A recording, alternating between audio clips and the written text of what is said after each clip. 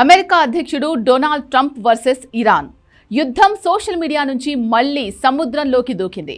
నా మాట వినకపోతే ఇరాన్ ఓడరేవులపై బాంబుల వర్షం కురిపిస్తా అని ప్రెసిడెంట్ ట్రంప్ డెడ్ లైన్ విధిస్తే నీ అబద్ధాలకు భయపడేది లేదు, దమ్ముంటే రా తేల్చుకుందాం అని ఇరాన్ పార్లమెంట్ స్పీకర్ మహమ్మద్ బఘేర్ ఘాలిబాఫ్ గాలి తీసేశారు. అసలు ట్రంప్ ఆడిన ఆ 7 అబద్ధాల గేమ్ ఏంటి? ఇరాన్ స్పీకర్ ఇచ్చిన కౌంటర్ ఏంటో ఈ వీడియోలో చూద్దాం.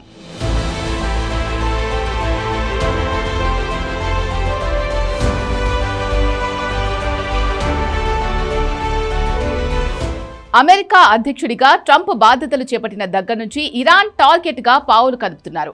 ఇజ్రాయెల్ కోసం యుద్ధంలోకి కూడా దిగారు. తాజాగా ఆయన ఒక సంచలన ప్రకటన చేశారు. ఇరాన్ ఓడరేవులను దిగ్బంధిస్తామని, తమ డీల్ కుదిరే వరకు ఏ నౌకను కదలనివ్వమని స్పష్టం చేశారు. అంతేకాదు, ఒప్పందం కుదరకపోతే దురదృష్టవశాత్తు మళ్లీ బాంబులు వేయడం మొదలు పెట్టాలి అని ఓపెన్ గానే వార్నింగ్ ఇచ్చారు. అంటే చర్చలు విఫలమైతే నేరుగా క్షిపణి దాడులే అని ట్రంప్ సంకేతాలిచ్చారు. ఇది కేవలం హెచ్చరిక కాదు, ఇరాన్ ఆర్థిక వెన్నెముకను విరిచేసే ప్లాన్ అంటూ హడావుడి చేసింది American media. Trump powerful statement ఇస్తే ఇరాన్ స్పీకర్ ఘాలిబాఫ్ దానికి డబుల్ డోస్ ఇచ్చారు. ట్రంప్ ఒక అబద్ధాల కోరు, 1 గంటలో 7 క్లైమ్స్ చేశాడు, అవన్నీ పచ్చాబద్ధాలే అని కొట్టిపారేశారు. నువ్వు అబద్ధాలతో యుద్ధాలు గెలవలేవు, చర్చల్లో ఏమి సాధించలేవు అంటూ ట్రంప్ పరువు తీసేశారు.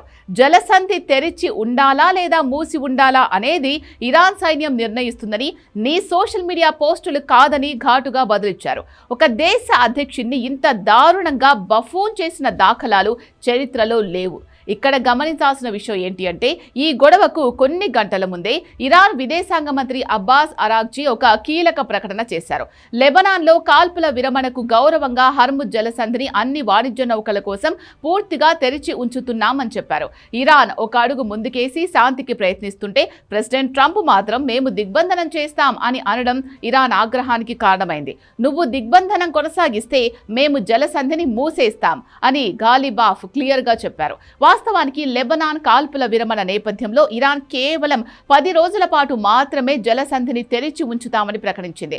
ట్రంప్ మైండ్ గేమ్ ఏంటంటే, ఇరాన్ భయపడి జలసంధిని శాశ్వతంగా తెరిచిందని ప్రపంచానికి నమ్మబలకడం. కానీ ఘాలిబాఫ్ క్లారిటీ ఇచ్చారు, ఇది కేవలం 10 రోజుల వెసులుబాటు మాత్రమే. అమెరికా దిగ్బంధనం కొనసాగితే 11వ రోజున జలసంధి మళ్లీ మూతపడుతుంది అని తేల్చేశారు. జలసంధిని తెరిచినప్పటికీ నౌకలు కేవలం Iran ports and maritime organisation సూచించిన మార్గాల్లోనే వెళ్లాలని ఇరాన్ కఠిన నిబంధన పెట్టింది. ట్రంప్ ఓపెన్ ఫర్ బిజినెస్ అని పోస్ట్ చేస్తే ఇరాన్ ఏమందంటే, ఓపెన్ అయింది కానీ మా పర్మిషన్ లేకుండా అక్కడ చిన్న చేప పిల్ల కూడా కదలలేదు, అంటే సముద్రం మీద పెత్తనం ఇంకా మాదే అని ఇరాన్ చెప్పకనే చెప్పింది. ఫైనల్ గా హర్ముజ్ జలసంధి ఇప్పుడు ఒక అణు నిరోధకంలా పనిచేస్తోంది. అంటే ఇరాన్ దగ్గర అణుబాంబు లేకపోయినా ఈ దారిని మూసేస్తే ప్రపంచం మొత్తం అంధకారంలోకి వెళ్ళిపోతుంది. పెట్రోల్ ధరలు ఊహ కందని స్థాయికి చేరుతాయి. ఇక ట్రంప్ చేసిన మరో వింత వాదన ఏంటంటే, ఇరాన్ అణు కేంద్రాల్లో ఉన్న అణు ధూళిని అంటే సుసంపన్నమైన యురేనియం ఎక్స్కవేటర్లతో తవ్వి అమెరికాకు తరలిస్తారట. ఇది విన్న ఇరాన్ విదేశాంగ శాఖ నవ్వుకుంది. మా యురేనియం 1 అంగుళం కూడా కదలదు, అసలు ఈ టాపిక్ చర్చల్లోనే లేదు అని తేల్చేసింది. ట్రంప్ తన దేశ ప్రజలను నమ్మించడానికి ఇలాంటి వింత కథలు చెబుతున్నారని ఇరాన్ ఎద్దేవా చేసింది.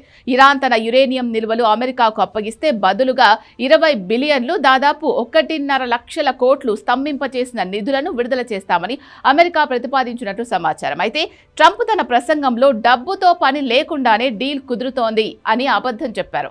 కానీ అసలు విషయం ఏంటంటే, ఇరాన్ తన సార్వభౌమాధికారం కోసం ఆ $20 బిలియన్ ఆఫర్ను కూడా కాలదన్ని యురేనియంను తరలించే ప్రసక్తే లేదని స్పష్టం చేసింది.